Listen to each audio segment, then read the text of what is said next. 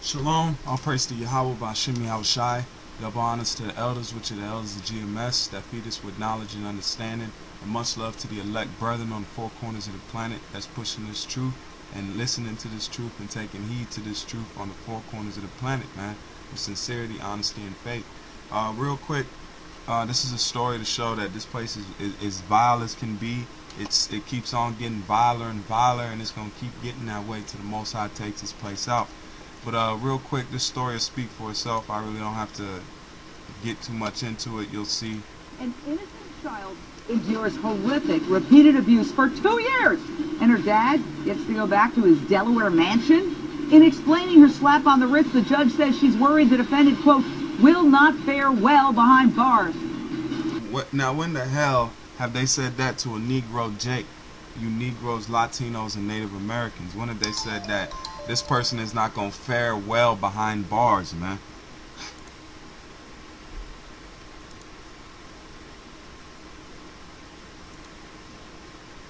Who the hell fares well behind bars? Where's the concern for the children?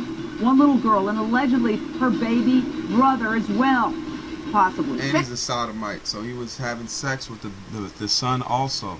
That shows you the sick millionaires of the society. These are the ruling part of the society. This is a normal Edomite. Who knows? He might be a gutter rat Amalekite. We don't know. Assaulted by their dad. And this judge, Jan Jordan, take a look at her. I'm going to show you her picture.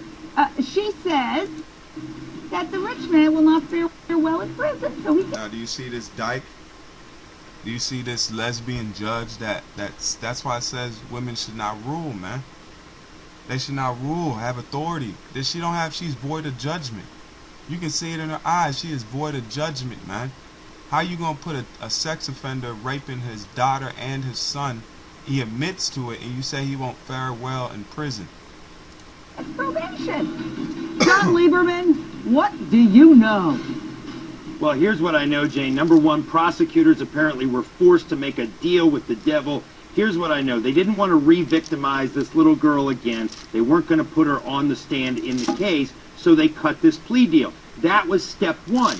In the plea deal, however, it gave the judge a lot of latitude. There was no mandatory minimum sentence that she had to give, but the sentencing guidelines, we have learned, recommended 30 months in prison for this sex offender. He admitted to the molestation as part of the plea deal. That being said, he didn't get 30 months. He got a slap on the wrist, as you just alluded to. Now, we sex reached offenders out. get that every day, unfortunately. Yeah, well, but people who do nonviolent drug offenses get decades behind bars. What a country. We reached out to the Delaware court that imposed this sentence, and they can't comment because the case is still open since Richards is currently, yes, as we all know, on probation.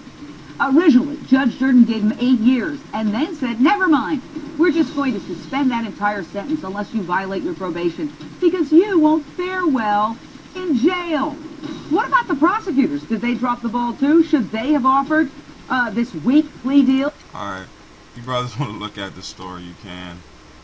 It's just to show and bring some light to it and show how messed up this place is, man. And we're gonna play this. This story is from what is this? Political articles, and it's from 2011. It's an older video, but it sums up really what's going on today because it hasn't stopped. All right. Now to part of our week-long coverage of A Stronger America, the Black Agenda. New analysis of the U.S. prison population finds more black men are incarcerated now than were enslaved in 1850. The figures are stunning. They are sobering, eye-opening numbers. The latest estimates by the Bureau of Justice putting the number of imprisoned African-American men at more than 846,000. While black men account for roughly 6.5% of the U.S. population, they make up 40.2% of the prison population. And joining me now is Mark Lamont Hill, Professor of Education and African American Studies at Columbia University and host of Our World with Black Enterprise. So Mark, it's good to have you here. When we talk about this, it's a problem not discussed enough. However, when we talk about these sobering statistics that are out now, it really is eye-opening and I think staggering for people to consider. So why is it that this country is putting away so many African American men? Do we have a definite reason for it? Well, we live in a nation that's committed to punishment rather than dealing with the fundamental problems that lead to mass incarceration. In 1970, for example, we only had about 250 to 300,000 people incarcerated. Now, in 2011, we have 2.5 million people. We didn't raise a generation of criminals. We shifted public policy in such a way that it's easier to get incarcerated. The net is wider and it's deeper. We live in a nation. Wasn't that noble? Real quick, this is the book of Jeremiah 50 and 33. The book of Jeremiah 50 and 33, and it says, we'll start at 31. It says, "Behold, I am against thee, O thou most proud." And who's the Lord speaking to? He's speaking to Esau and the ruling mentality, ruling class of Esau, okay? That's joined hand in hand with Esau, but he's speaking to the Edomites, the wicked. It says, "Behold, I am against thee, O thou most proud, saith the Lord power of hosts. For thy day is come, the time that I will visit thee. And the most proud shall stumble and fall, and none shall rise him up. And I will kindle a fire in his cities, and it shall devour all round about him." And that fire is, at the end, is going to be those thermonuclear weapons. But the fire before, you're going to have race riots, you're going to have famine riots, you're going to have class riots like the elders have told us. And it says, verse 33, "Thus saith the Lord of hosts, the children of Israel and the children of Judah were oppressed together, and all that took them captive held them fast, and they refused to let them go." You hear that? Because he just told you that more of us are in prison now under slavery than we was back in 1805, I think. Causes to begin with, I mean, with the population growth and the fact that crimes in this day and age are expanding to different fronts that people probably hadn't even considered then, including technology crimes. Does it make a difference in how we interpret these numbers? Well, most people aren't in jail for the things like technology crimes or other white-collar crimes. Most people are in jail. The prison boom comes, in fact, from the war on drugs, which begins in the mid-80s, 1984, when drug use was actually at a low. Before crack actually hits the streets, we begin a war on drugs, which really turns out to be a war on small-time drug users. 4 out of 5 people who are incarcerated for drugs are not dealers, they're small-time users. And again, that's a criminalization of a medical problem. We've decided to use punishment instead of social resources. So the new NAACP report ties state spending to investments in education. So nationwide, $88,000 is spent on each incarcerated juvenile a year, while just $9,000 is spent educating each student. So can we approach this problem? And I know you just mentioned this about education. I mean, is that the answer to this over-incarceration issue, is the education of the youth of America? It's a solution. It's not the only solution. There's no silver bullet to the mass incarceration crisis.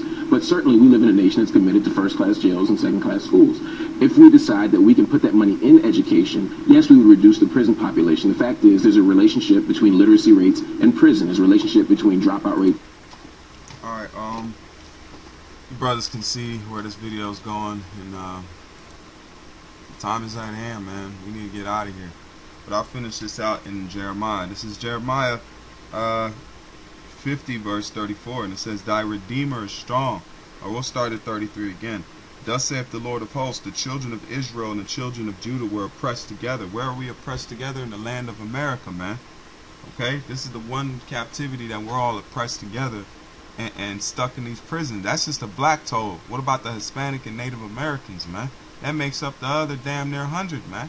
So it's like 20% is so-called whites, man. If that. So let's get it. It says the children of Judah were oppressed together, and all that took them captives held them fast, and they refused to let them go. Their Redeemer is strong. The Lord of hosts is his name. He shall thoroughly plead their cause, that he may give rest to the land and disquiet the inhabitants of Babylon. A sword is upon the Chaldees, saith the Lord, upon the inhabitants of Babylon, and upon her princes, and upon her wise men. A sword is upon the liars, and they shall dot. A sword is upon her mighty men, and they shall be dismayed. Man, it's going. It says our Redeemer. You see that? Our Redeemer is strong, man. The Lord Yahweh Shem Yahushua is strong, brothers. That's all we got to do is just we put faith in that, man. He's stronger than any. There's no strength to equal it, man. So let's play this, show you that this earthquake that's happening, that just recently happened. Now we're getting to recent news topics. Breaking news to tell And you this about is from again. the YouTube site Signs of That Coming. You know, a lot of videos I like to pull off that, but you know, this is a good site if you brothers want to be updated. You know, but it's happening, man. This is a major earthquake, magnitude 8.0 on in Chile. This is from the U.S. Geological Survey. That's what they've been reporting. The quake very shallow, only 10 kilometers below the seabed, which of course could make it actually feel stronger. It was located in the central northwest part of Iquique. Not immediately known if the quake rather sparked a tsunami alert, but that is a concern, of course, and we'll stay on top of this story for you again. Massive earthquake hitting Chile. Breaking news now, I'm Megan Kelly. This is the Kelly File. An 8.0 magnitude earthquake hitting about 60 miles off the coast of Chile tonight. Trace Gallagher is at our breaking news desk with the very latest. Trace, what do we know? A couple of updates, Megan. One, we can tell you the earthquake has now been upgraded to 8.2, which is a significant earthquake off the coast of Chile. If there's any good news, here it is. The fact is, they're telling us now this thing was about 12 miles deep and about 60 miles off the coast of northern Chile region.